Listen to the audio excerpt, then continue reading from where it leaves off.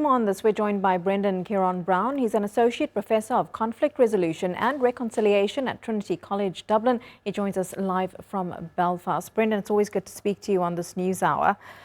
So we know that Gaza is actually already occupied, 75% or not. That occupation is seen under international law. Israel is recognized as an occupying state.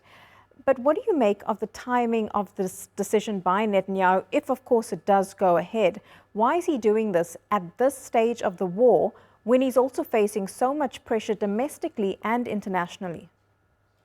Well, thanks as always, for having me join you. I think it's very clear that Netanyahu is under extreme pressure, both at home and in the international arena as well. It's very clear that he is pushing back against the fact that there are a lot of European and Western critical dissenting voices now saying that what he has been up to and what the Israeli army have been up to in Gaza is absolutely unacceptable and cannot be allowed to continue. I mean, the pictures coming out every time we're on the news, every time we see these pictures, they're absolutely catastrophic. This is a genocide. This is absolutely beyond comprehension. And it's clear, very clear, that in over almost 2 years of this fighting, the Israeli army have been unable to fully defeat the resistance on the ground in Gaza, have been unable to fully achieve what they put out as their purported goals for the war, have been unable to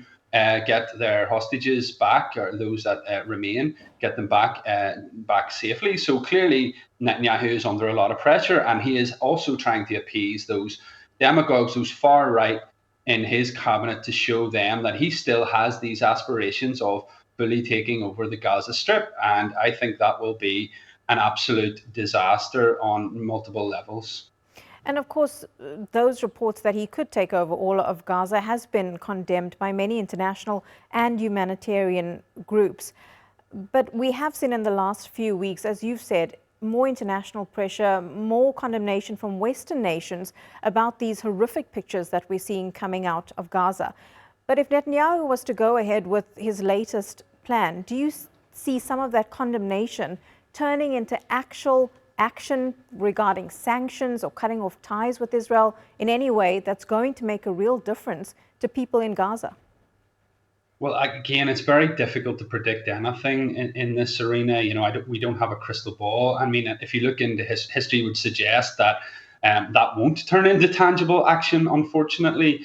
As you said, I mean, it's only by virtue of the sheer volume of people who have been awakened to what's been happening, to what their own governments have been facilitating on the ground in Gaza and in Palestine. It's only by the sheer virtue of the strength of the solidarity movement, and of course, never forget the strength and resolve of the Palestinian people, first and foremost in Gaza, to remain on their land.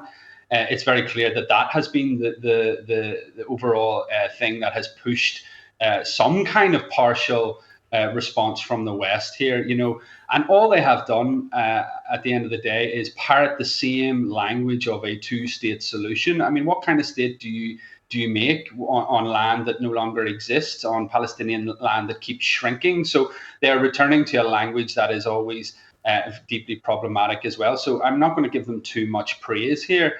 But as I said before, if Netanyahu goes ahead with this attempt at fully occupying the Gaza Strip, then I think he's going to find that that's going to be extremely problematic on a diplomatic level, but also on the ground. I mean, the resistance on the ground in Gaza remain intact. They're greatly depleted, of course, but remain intact, and they're going to find a very different battlefield on the ground that the Israeli army is going to have to try and navigate and negotiate. So they should not even consider doing so. And even their top military brass and former generals have come out and said this is a disaster and a terrible idea. This is all about Netanyahu trying to save his skin and hold on to his position of power. Thank you very much, as always, for your analysis, Ciaran Browne there from Trinity College, Dublin.